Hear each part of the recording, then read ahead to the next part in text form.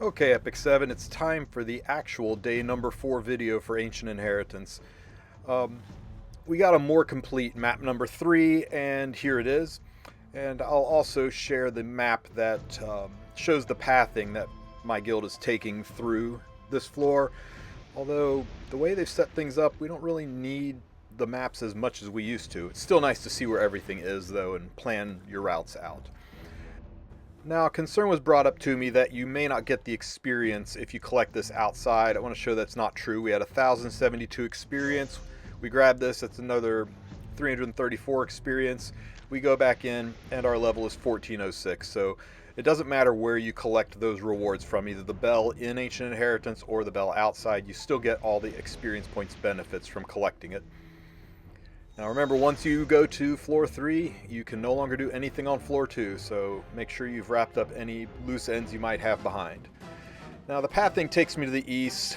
I don't listen well even to myself, so I go north first instead of south, but it worked out for me.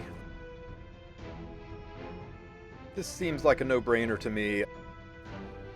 Don't get me wrong, the mod gems are nice, but I have a lot of them, so I'm going to take the experience points and the weapon charms because I am really low on charms. And that gives me enough experience points to rank me up to level 7. Now remember, you can't raise your skills higher than your current level, so that was base 6 up to 7 plus 1 from Wolf Gauntlet makes it level 8. The Soul Weaver stat is already at level 7 because I grabbed the Soul Weaver statue on the prior floor, so I can't level it anymore. So I just save those class enhancements for something else. Now, I double check my relics. I do have a spot for a relic available, so I can go ahead and use this relic shrine. And I don't care about knights, I don't care about rangers. You know what? Getting greater experience every time I use an item, that's nice. That'll give me a pretty good boost, so I'll go ahead and grab that. Whatever you grab that gives experience points, this will boost it. So the bronze ring is really nice. You might even want to consider opening books if you have one in your path. Now it's floor number 3. The chests and the books are kind of worth, but floor number 4 is so huge. And the way the surreptitious route they're forcing all of us to go, there's not going to be any backtracking needed. I think you probably will get everything you need just from floor 4. But still, just in case, collect a handful of chests here and there on floor 3, do a handful of normal fights here and there on floor 3, just to make sure that you have the points to clear. Now, we've got to cross this bridge and fight these ancient defense machines. Now, the ancient defense machines are really high level. They're level 8 now, so no matter how strong your tower artifact is, it won't work. Here is the team. Remember when I told you could use units that really aren't used anywhere else? Batiste is broken for fighting these ancient defense machines. Now this idea was passed to me by Moriaisum. He's one of the glorious map makers in Bread's map making room, and I apologize, I'm sure I butchered his name there, but I did my best. So in this team you want a dual attacker. We're going to use Camilla for that, and you definitely want to take Batiste. It doesn't look like it, but if you look at his skill tree, Batiste has a passive where he will do a follow-up AoE attack anytime he attacks while the enemy has attack down. His S1 and his S3 have attack down on it, and we also have Mediator Queric for additional sources of attack down. So when Camilla dual attacks with him, we'll be able to spam a lot of AoE attacks. He's one of the only warriors who has an AoE attack on his S1 that also procs an AoE attack with a dual attack. It's conditional, but it's an easy condition to meet. Now, one mistake I did make is Batiste has much higher attack than Mediator Queric. His base attack is simply higher, and if you put an attack set on Batiste, then his attack will be higher than Mediator Queric with an attack buff, and this will protect you from any situation of Camilla dual attacking with Queric. I didn't do this, and because of it, it cost me further down the fight. You'll see what I mean in a few minutes. So we'll start by putting an attack buff on everybody. Green Lots doesn't really need to do anything, so we'll just S1. Nice dual attack from Batiste. We'll use the S3. Nothing happened there. We'll use Camilla's S1. Got the defense break. Got a burn, that's nice.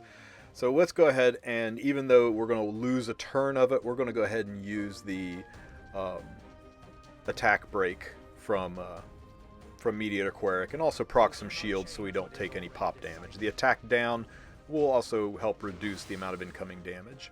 I'm a little nervous about fighting. I still don't really have any reason to do much with lots. I'll use the S3 mostly for soul generation and a little bit of a push. Now watch this. Attacks, and because there's a defense break, he kicks a rock and hits all of the ancient machines. Now when Camilla dual attacks, because she has Benimaru's artifact, so she'll constantly proc that attack buff, there's another dual attack into the kick, and there goes the ancient machines.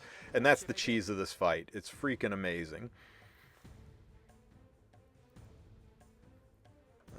We'll just attack with lots, maybe get a dual attack. No, nothing. He's still got the attack down, so we're good there. We'll push Batiste up. Always attack the main top with this hit so you get extra damage in. We S1, there's an attack down, kicks the rock, hits the machines. Camilla dual attacks.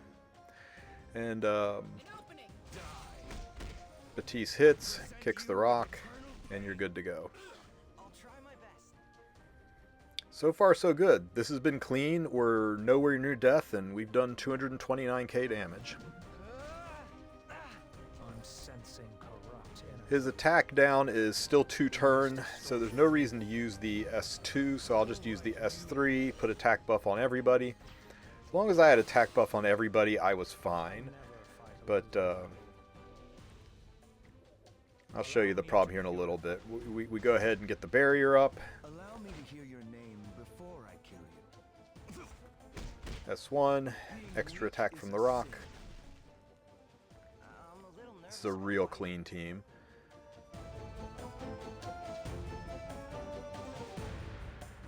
Now here's where it all falls apart for me, so don't make this mistake.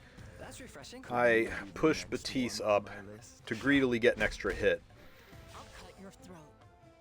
Batiste hits, I miss targeting the main ancient defense machine to make it even worse. I use Camilla to try to put attack buff, but Camilla puts attack buff on Queric. So now Queric is the highest attack unit, and he's the one dual attacking, and I don't get my AoE machine killing hits from Batiste, and that bricks my whole run. If I had had an attack set on Batiste, Camilla's S2 should have gone on Batiste, and that would have gone a lot better, but here we are struggling to get control of the situation back. Allow me to hear your name before I kill you. At least I can get the rock kick off here, and oh man, I just don't know I'm going to survive this. He's taking extra turns, he's summoned the tops back, he's blowing me up, and Batiste is dead. Man, there was so little health left on that bar. So, do not make the same mistake I made. Put an attack set on your Batiste, or maybe give him an artifact that boosts his attack. Something to make sure that... Or just don't use Camilla's S2. Play it safe. Just use Camilla's S1 and let the chips fall where they may. But I think this team has great potential to do 500-600k damage to these things. So far, it's the cleanest, best team I've seen. Man, he needed like 2 more hits from Batiste to totally clear this out. Oh well, somebody else will come along and finish it off for me. There we go. Now we can move on through. Guild chest ripe for the taking. It takes 5 provisions to open that guild chest. You know, if I just sit here for just a minute, somebody else will open that for me and let me use those 5 provisions for something else. I know, that's greedy, but hey, I'm making the videos here. I need as many provisions as I can to get further down the line. And here comes Okami, and poof, chest is open. We get the loot. Now, the pathing I set out gives 2 options. One, we can go over and fight the Banshee, or else we can go north and fight the Earth Lich. Man, how many times am I going to get this same scroll? This has got to be the 3rd or 4th time I've gotten this one.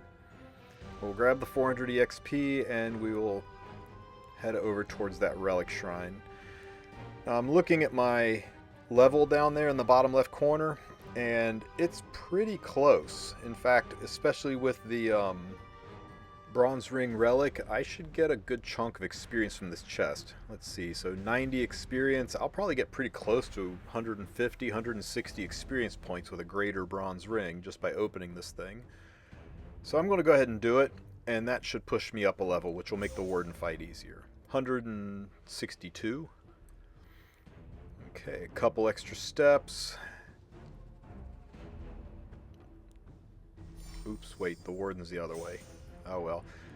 That puts me up a level, so it does not, unfortunately does not unlock a new relic slot. I don't get that until level 9, which is still a level away.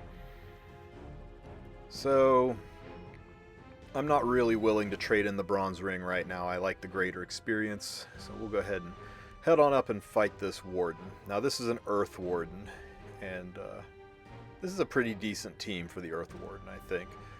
First of all, you definitely want to have Conqueror Lilius and Ken on the team. They're a go-to pair for fighting Earth units, especially the Warden. Now remember, your passives are sealed, so you don't want to rely on any units that rely on passives. Conqueror Lilius will give Ken a Vigor buff, which will let Ken automatically start doing Ignore ER defense breaks with his S2, and that's huge to have ready supply of defense breaks. I'm going to use Acades as a strong healer and source of souls. And the 4th slot is kind of open. You could run Kitty Clarissa, you could run another DPS. I thought, hey, let's give Sirmia a shot here. She does a lot of damage. She's self-greater attack buffs. She's got the double hit EE. Maybe we'll get lucky on that. So we'll just go all Hall of Trials on this. I put everybody on damage artifacts. I got Sirmia on Jacko's Symbol, I got Ken on Symbol of Unity, and I've even got Conqueror Lilius on Border Coin to boost her damage and speed. So let's run this team, see how it goes. So everybody's sealed, no passes are going off. I'll use the S3 to give Vigor to everybody, and that will activate Ken's ability to ignore ER defense break with his S2. And normally I'd S1 here, but I'm going to S2 just to get Border Coin stacks up.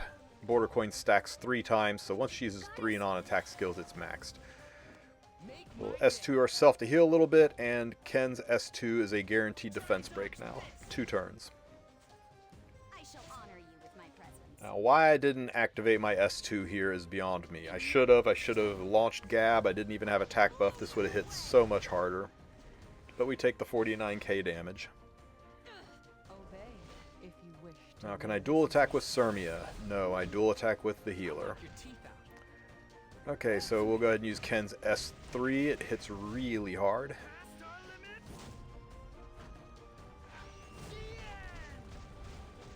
Another 50k damage, not bad. Everyone, I'll save you. We'll top the healing off with Acades. You're going to get better. Back off now if you don't want to. Now we'll get the greater attack buff up. Unfortunately, there's no defense break, but she does penetrate defense. We'll soul burn for a little extra damage here. Another 49k. Dual attack. Oh, we got dual attack with Sirmia, but no EE proc.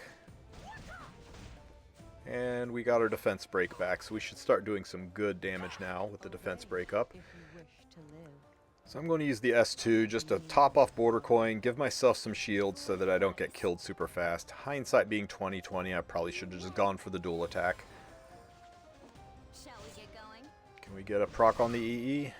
Nope, but we still got 49k damage. Dual attack. Another good solid hit from Ken, and we've lost the defense buff again, or defense break again. But we still have Vigor, so if we use Ken's S2, guaranteed defense break. Soul burn for an extra turn so we can hit again. The reason for that's less for damage and more to cycle Ken's S3, or cycle Ken's S2, so you can use it more often. Okay, Lilius is taking some damage up front. We'll get Vigor back on Ken. And there's I should be able to take the hit. We'll just S1, dual attack with the healer. Never fails. Oh, dang, that's hitting really hard now. We'll use the S3, get some good damage. Get a good look at these fists. Fatal strike. I'll make you taste Okay, I the could despair. S2 here for the barrier, but as hard as that last hit was, I don't think she's going to live anyway. And a dual attack with the healer again. Good lord. Yeah, she was dead even with the barrier.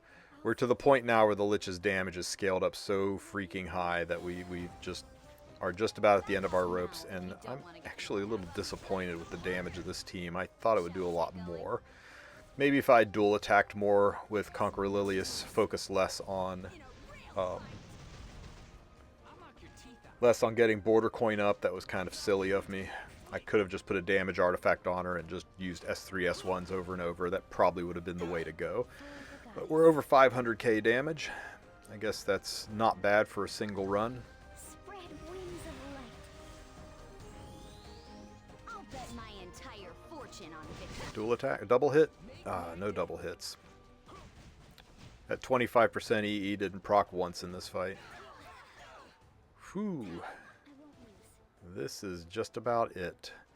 Hindsight being 20/20 here, I should have put that S2 on Sirmia so she could have, or on Sirmia so it would have reset her S2 and I could have gotten the greater attack buff off, but I didn't think about it, and that's pretty much going to end this run. That'll kill Sirmia.